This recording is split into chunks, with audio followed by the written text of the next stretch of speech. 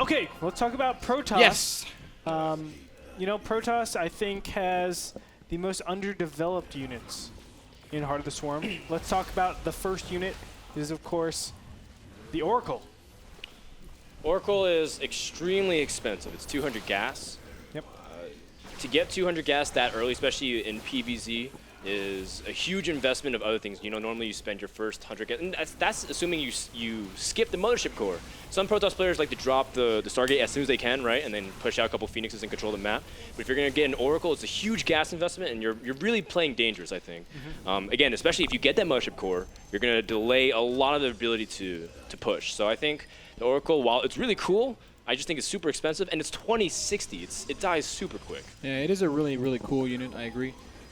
But I feel like it's a very weak unit. I think the choice of Blizzard to take away the cloaking was a bit of a mistake because that gives it a lot more depth, and that makes it one of those units that, oh, wow, this is such a strong thing. Now it's effectively an overpriced unit that denies a little bit of mining until your opponent reacts to it. And the reaction is as simple as putting a few Zerglings in your mineral line, a couple Marines in your mineral line, a couple like a static defense item, a cannon, a spine crawler. Very, very easily dealt with. So it's a massive investment, and you're going to get a pretty minimal return on it, I think. Now, that said, maybe somebody out there is going to break the Oracle. Yeah, the only kind of application is that if you position the Oracle Entomb strategically enough, you force all the workers in one area. You can kind of do an AoE storm drop, something like that. It's kind of like a neat trick. It is But really difficult, though. I That's think like super end game. Yeah. That don't get me wrong. That's Bisu level. 100%. Yeah, that is 100% pro gamer That's level. something you would see. Oh, that was so incredible. But the truth of the matter is, getting there is so Well, hard. I think the biggest struggle is that by the time an Oracle is really applicable, like if you're not going to rush it early game and play really dangerous, you get it mid game. But most of the time, if you get out by mid game, most people aren't struggling for minerals. They're actually really viable for gas. That's why they want 3 base. They want 6 gases. And you're trying to block minerals. It's like, well, you know, I'm still getting gas intake. Zerg can get out infestors that way.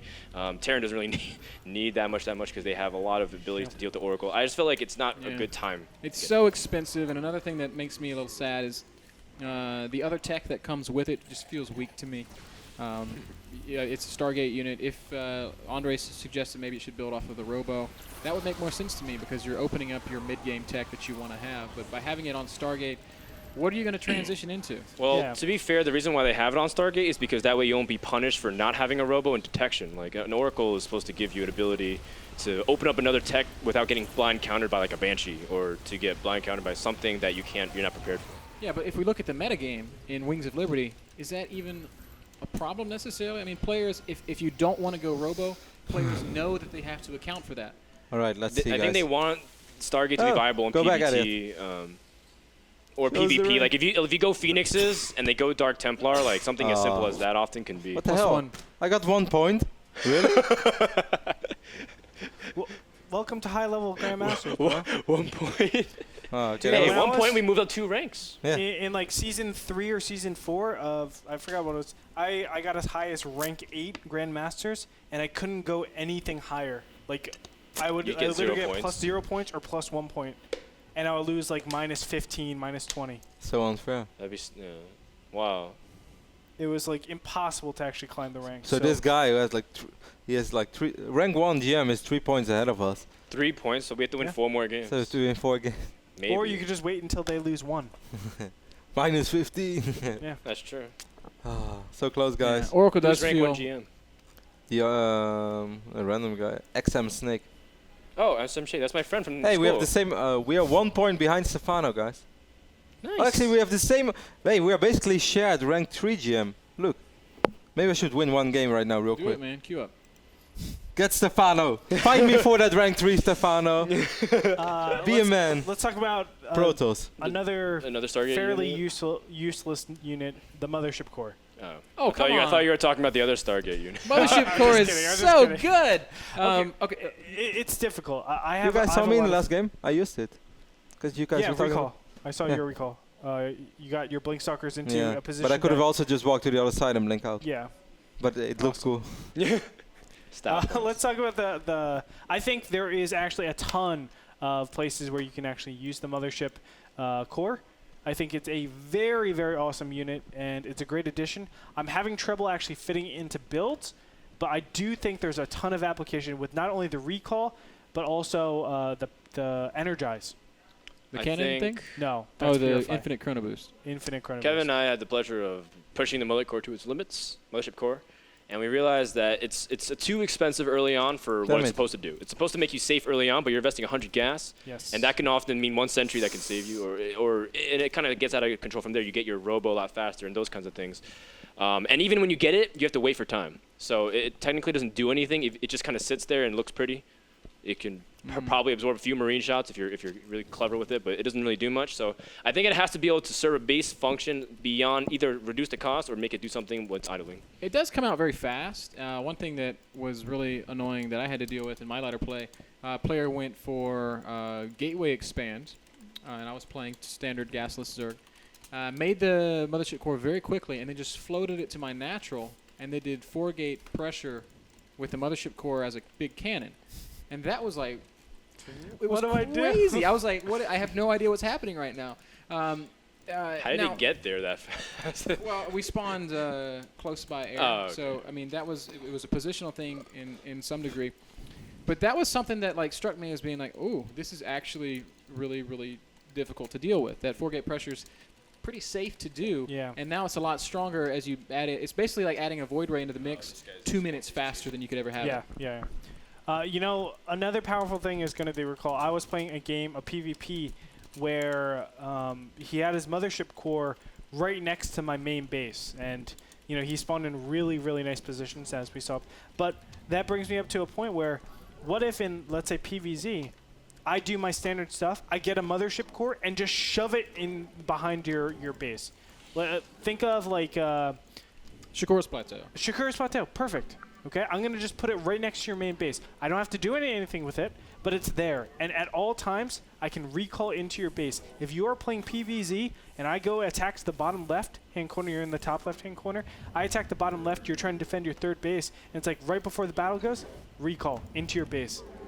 How can you actually stop that as Yeah, that's very interesting. Now, to be fair, you can do that with the Mothership too, but the Mothership Core does come out. No, I'm talking about like 2-base timings. Faster. Yeah, that's two-base kind of timings. where I'm going with it. Infinitely faster. So there is definitely some things that creative players can definitely exploit. That's a lot, definitely. Yeah. Yeah, I think so too, but at the same time, any good Zerg player will see the Mothership Core coming. No offense, But but how can you even... no, how can you honestly react to it, though? Because you only Like a have a standard maximum Zerg of one opening, queen. You've got a couple of queens out. Maybe you've got 4 queens. But Mothership Core's got a lot of HP. You could build spore crawlers, I guess, but it's just it's something. It's something that's in the mix that we don't really know how it's gonna be applied. But you're gonna see cool stuff with the Mothership Core. Goes without saying. I think the Energize is the most powerful ability early game, just because Chrono, you can get really, really quick timings out if you Chrono things really quickly. So I think that's going to be something I really line up. Like I think Andre was talking about on stream the other day, like if you just know you need certain X amount of Chrono boost, you can get Warp Gate like incredibly fast. You can get like an upgrade that's like absurd. Like if PvT, if people like to get armor upgrades on their Zealots really quick, imagine how quick you can get a +2 if you constantly energize. It'd be disgusting, and like Marines wouldn't do anything. But good thing they have Warhounds. Do you think it's going to change upgrade timings that much? Because I do feel like at the point that you're working on +2, you already almost have infinite I think Chrono boost. PvZ is going to be affected the most. I'm not really sure. Like I'm going to leave this one to the more creative players out Kevin's probably. I think PvZ with the warp gate timings, it's going to change drastically. Because you are seeing Gateway expand. Like Forge expand's kind of Yes. going away in the Heart of the Swarm meta. It's Gateway, Cybernetics Core, Mothership, Yep. expand. That's how our Mothership Core and then expand. I don't know. I think as we talked about, we need a lot of tests in it. But Mothership Core, at first, I was on this roller coaster where I was like, this thing is completely useless. And I was like, this thing is amazing. And now I'm like Now you're like, settled this down. thing's It's like, okay. yeah, that's okay. I can see its applications. I think it's going to affect PvZ the most, but it's definitely a really cool unit. I can see it being very useful, like, or not very useful, relatively useful, like mid-late game against Terran. When you make those pushes, you force a lot of EMPs, and if they hit your High Templars, then you recall out. If they don't, you just storm and win. Like I can see it being pretty useful. Yeah, that's like where I see it being strongest, where you have these 2 base timings. And you have a bad That engagement. if the timing goes bad, oh crap, I've just lost the game. Now the Mothership Core I agree. changes that dynamic because you get your army back, and so now, okay, well I guess I'll just expand or something like that. I do think, but in general, like this whole hey, the Mothership Core, it's pretty okay. That's kind of how I feel about all of Protoss in Heart of the Swarm. It's a little underwhelming. Yeah, well, I think the Mothership Core also provides Protoss another option When? because the thing Pretty sick damage. The thing about Protoss is a lot of times people always say that tech switching is almost the hardest for Protoss race, like compared to Zerg. Because Zerg, you just throw down a building, make a lot of production. Terran, you can kind of swap around buildings and as a result get like more tech out, unless you need like a building like a Ghost Academy.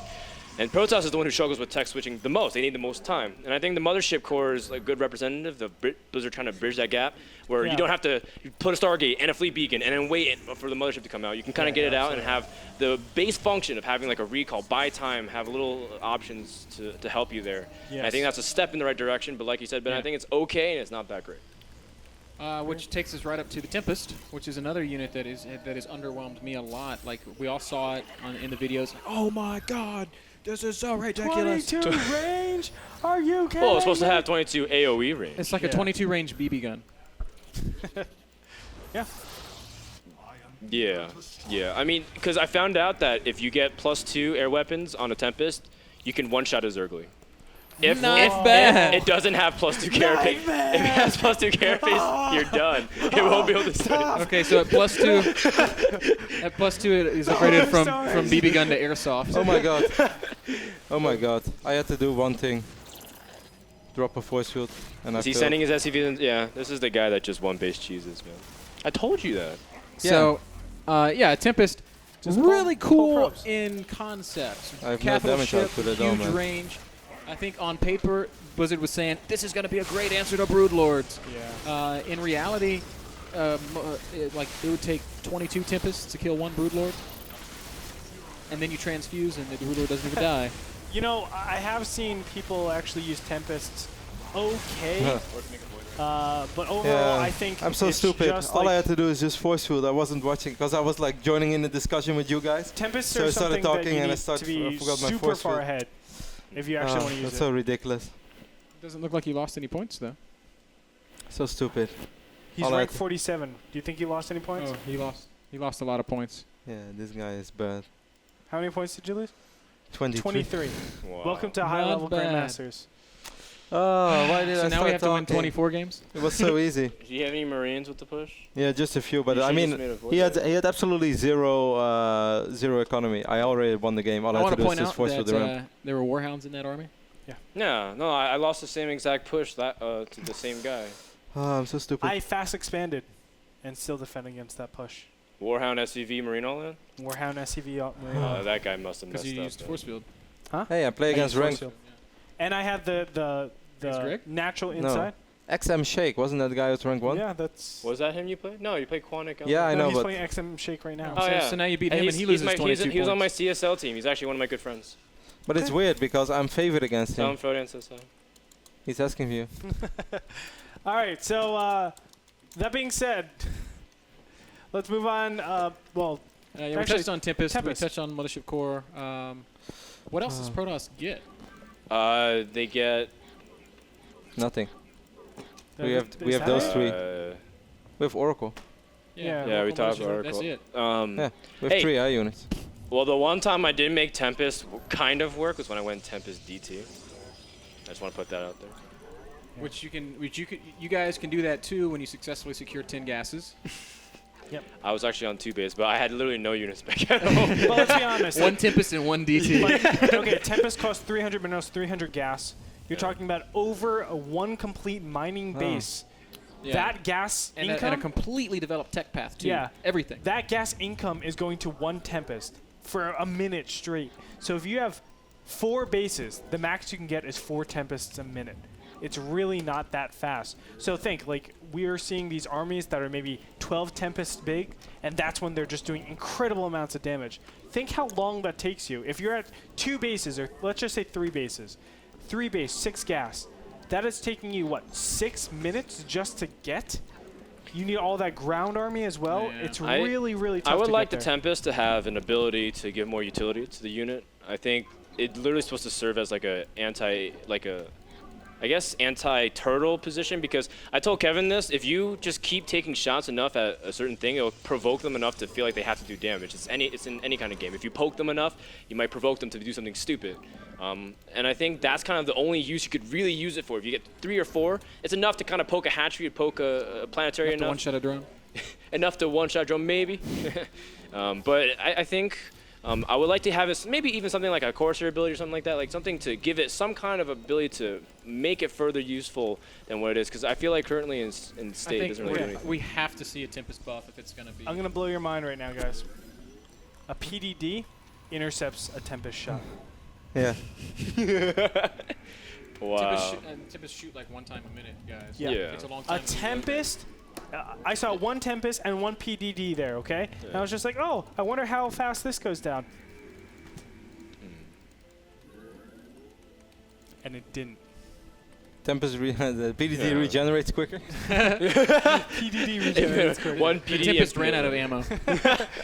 Dude, it was the most absurd thing. When the question was first posed, I was like, there's no way that the PDD stops that. There's no possible way. It's like an energy field. Nope. And it's like, pew. It's like, what just happened? Point division. It sucks it up. Wow. So yeah, definitely needs some sort of buff, I think. Yeah. It's got to be a nerfing cost or something. Like I it's got an just- idea. Hey, I found a really good use for the Mothership Core. This is the best use I found of any Protoss unit. The Mothership Core actually does not cost any supplies, so once you supply block and you can't build probes, you can build the Mothership Core. Smart. Huh. That's actually a really. Good point. That's actually a good point. I didn't know that didn't cost no supply. That's interesting. It's a building. Oh, it counts as a building. Oh. Hey, but know that's that. nice, you know? It's like, I'm supply block, no problem. I can still I'll build just Mothership. my Mothership Core. Yeah. Well, I mean, it's Part of the build order, guys. Oh, blocked on 10 supply? No problem.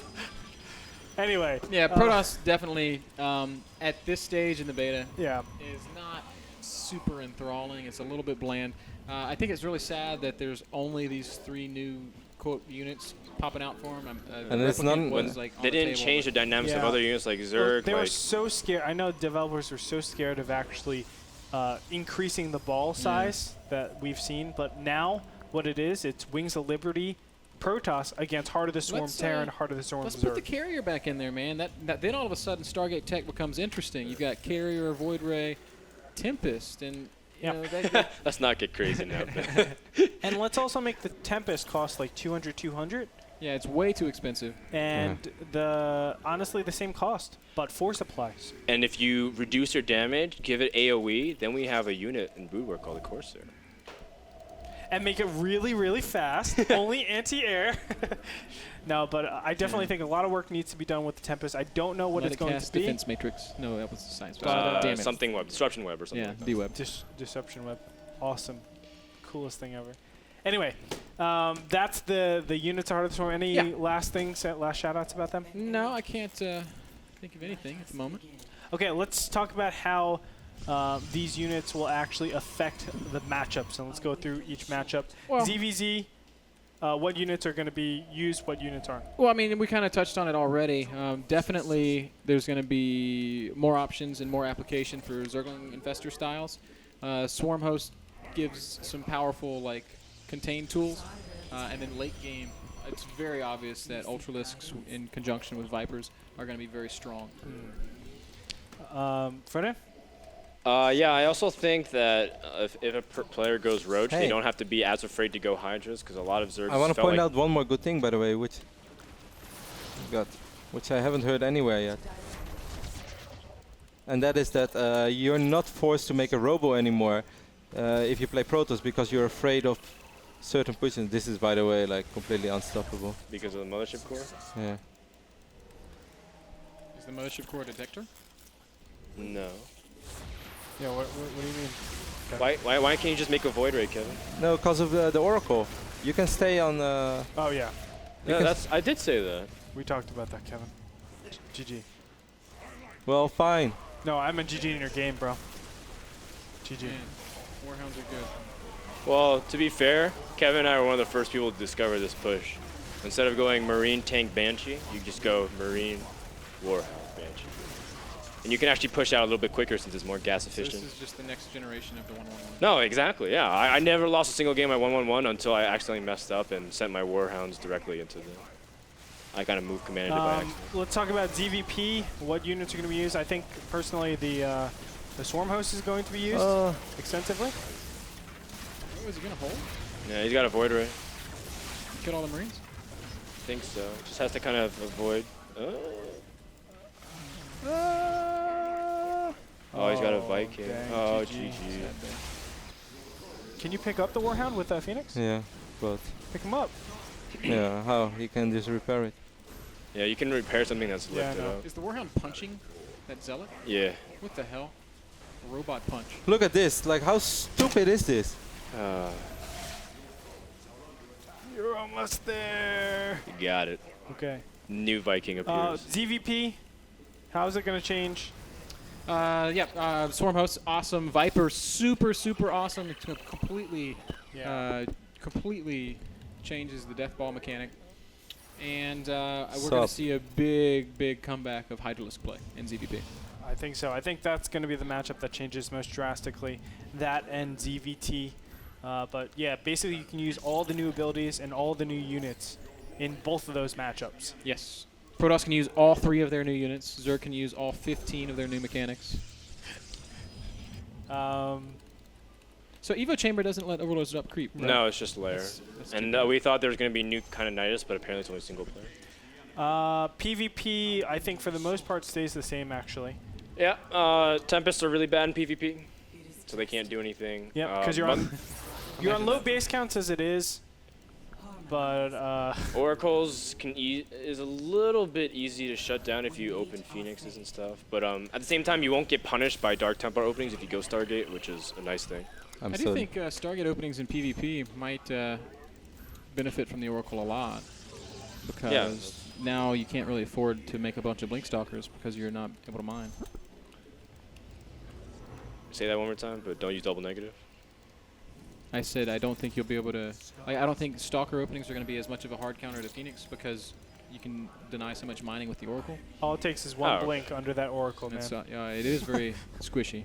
It's 2060. It's like 80 HP. And is it a light unit? So Yeah. so just 8 Stalker What shots is is the really range easy. on that thing? On the Viking? 9. No, on Oh, on the Warhound? It's 7, I think. and Ellie's just laughing over there. Yeah. Anyway, yeah, I think definitely the metagames are going to switch up. Even the mirror matchups are going to switch up. PvP is going to be, I think, the only matchup that really stays relatively the same.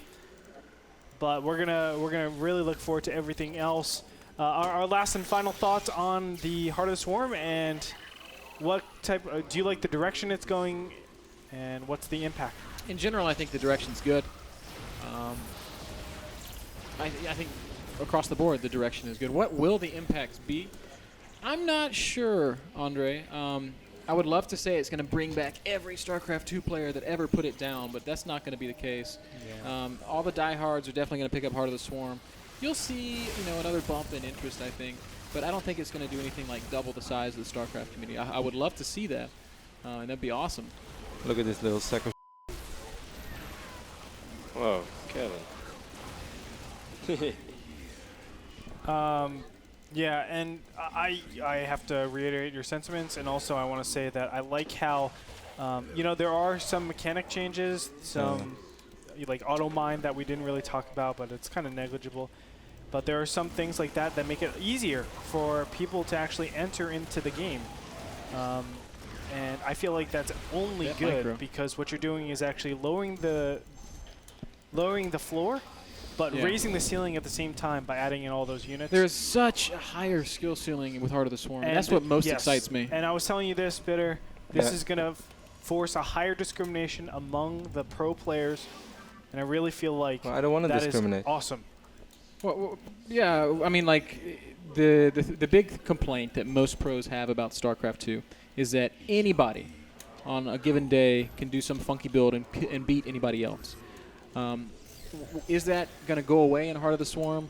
Probably not completely. Yeah. But because there is so much more so many more options, so much more at your fingertips, so much more that you can do.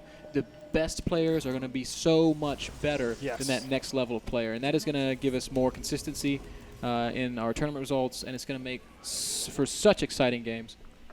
I agree. Frodan, last words? I think people need to be a little bit more generous towards how you treat the beta, because it is a beta. Yeah. Don't forget some units could be put in or taken out.